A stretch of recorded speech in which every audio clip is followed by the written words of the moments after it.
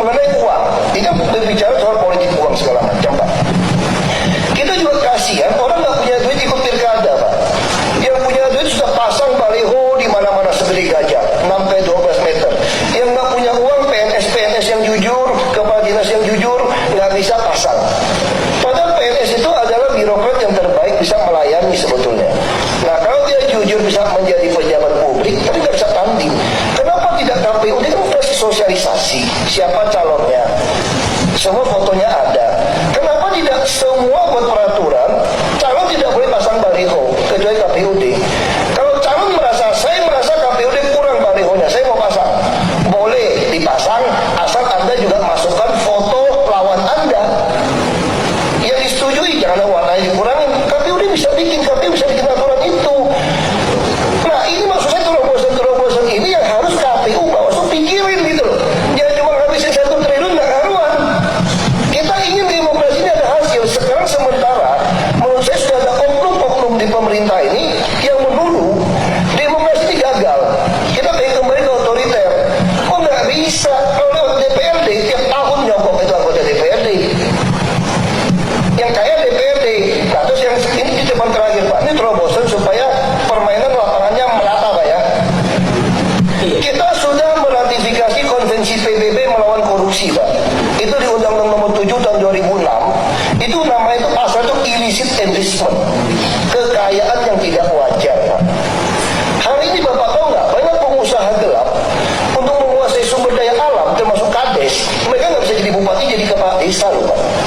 Untuk menguasai sumber daya alam dengan menjadi kepala desa dan ke bupati atau wali kota atau gubernur.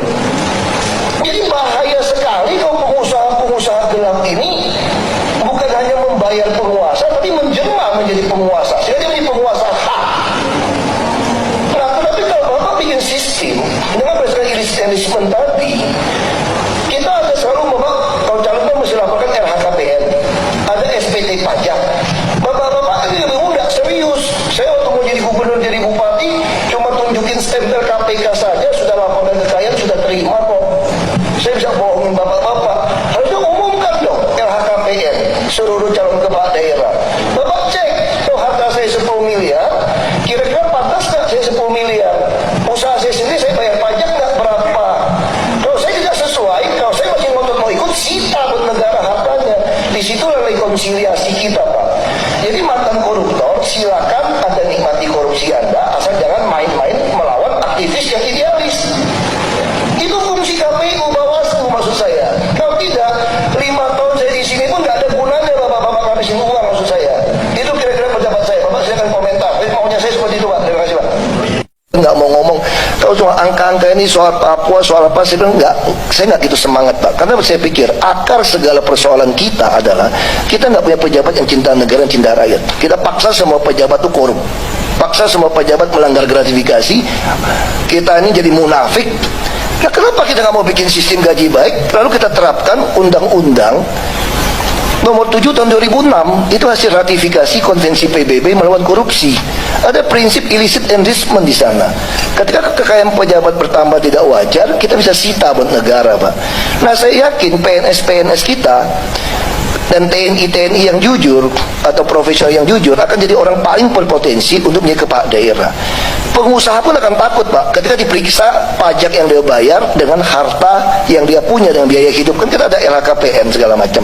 Jadi pasti orang takut.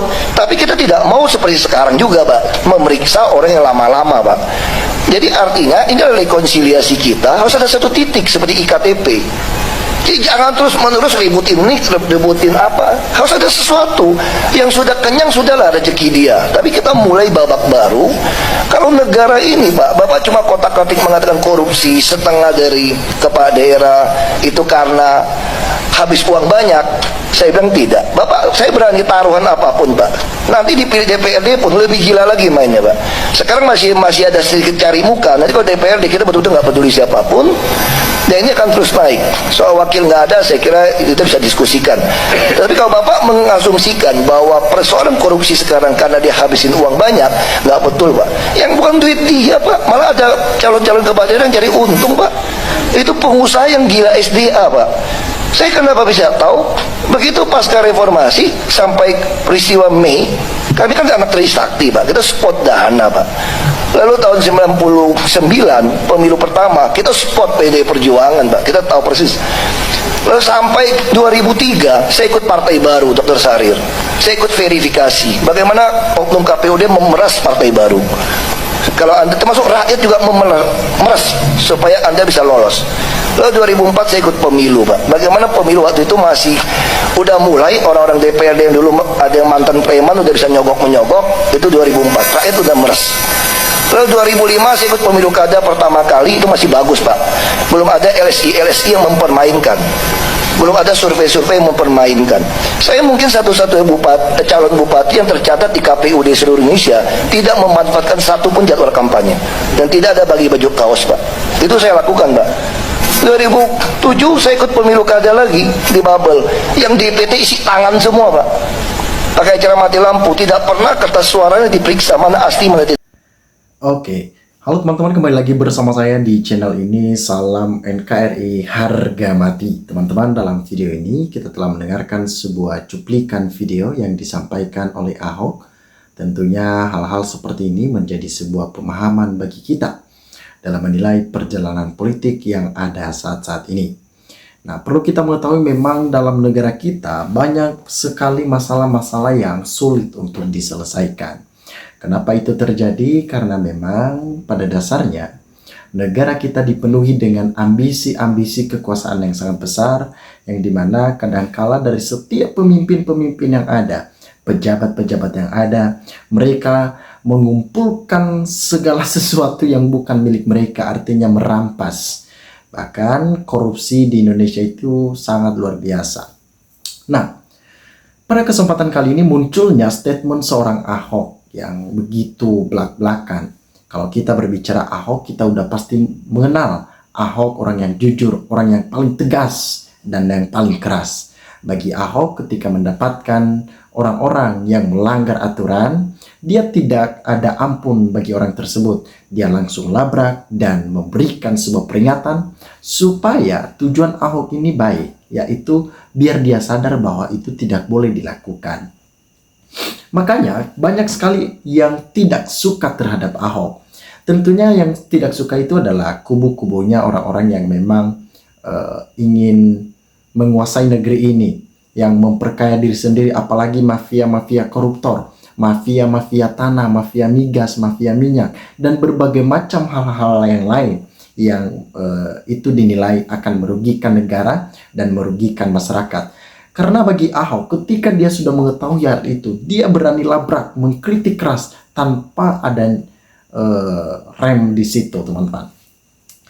Nah, tentunya memang di masa Joko Widodo, ya, Ahok mengeluarkan dirinya dari Dirut Pertamina itu suatu hal yang luar biasa. Sebenarnya kalau Ahok hanya memang mengingini sebuah uang dan kekayaan, pastinya dia terus-menerus akan menjilat seorang Jokowi. Tetapi bagi Ahok, karena dia sudah tahu bagaimana kubu-kubunya Jokowi, orang-orang yang sering sekali yang melakukan tindakan-tindakan korupsi, sebenarnya di masa Jokowi, di era Jokowi itu, Jokowi sudah mempunyai nama-nama orang tersebut. Semua mafia-mafia tersebut pastinya seorang presiden mendapatkan nama-nama itu.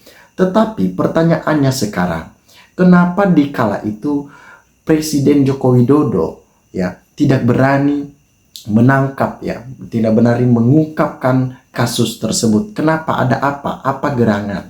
Ya, memang pada dasarnya di situ ditetapkan bahwa karena terlibatnya antar satu dengan yang lain, ada kaitan-kaitan dengan yang lain, sehingga mereka sulit untuk membongkar hal itu. Nah, ketika Ahok ingin membersihkan dirinya, dia tidak mau terlibat dalam hal itu. Karena bagi Ahok, uang hanyalah sebuah titipan. Jadi makanya ketika Ahok selalu bersikeras untuk membongkar para mafia-mafia itu, banyak sekali yang menyerang Ahok dari mana-mana, dari sudut-sudut kota. Itu beramai-ramai menyerang. Nah, harapan besar masyarakat Indonesia terhadap Ahok ini sangat besar. Apa itu? Mereka mau ketika Ahok ini menjadi orang yang besar di negara ini. Karena negara ini tentunya membutuhkan pemimpin yang luar biasa, yang jujur, yang adil, yang tidak memikirkan dirinya sendiri. Tentunya hal-hal inilah yang buat negara kita lebih aman ketika dipimpin oleh orang-orang yang tepat. Harapan kita dan harapan masyarakat. Saya sering sekali mendengarkan bagaimana tanggapan-tanggapan masyarakat dalam menilai sosok pribadi seorang Ahok ini. Ya, mereka mau Ahok ini maju di 2029. Ya, mungkin masyarakat tahu bahwa Ahok ini adalah memang orang yang tepat untuk memimpin negara ini. Karena kalau tidak ada gerakan-gerakan yang begitu serius dan tegas untuk mewujudkan dan membongkar sebuah para mafia-mafia itu, maka hancurlah negara kita ketika itu tidak terwujudkan. Nah, teman-teman, sahabat-sahabat dari Lensa Netizen dimanapun Anda berada, teman-teman, apa yang teman-teman lihat, yang teman-teman dengar saat-saat ini, mari sampaikan di sini, sampaikan di dalam kolom komentar ini, sehingga kita dapat bertukar pikiran antar satu dengan yang lain lewat kolom komentar ini. Terima kasih teman-teman. NKRI harga mati.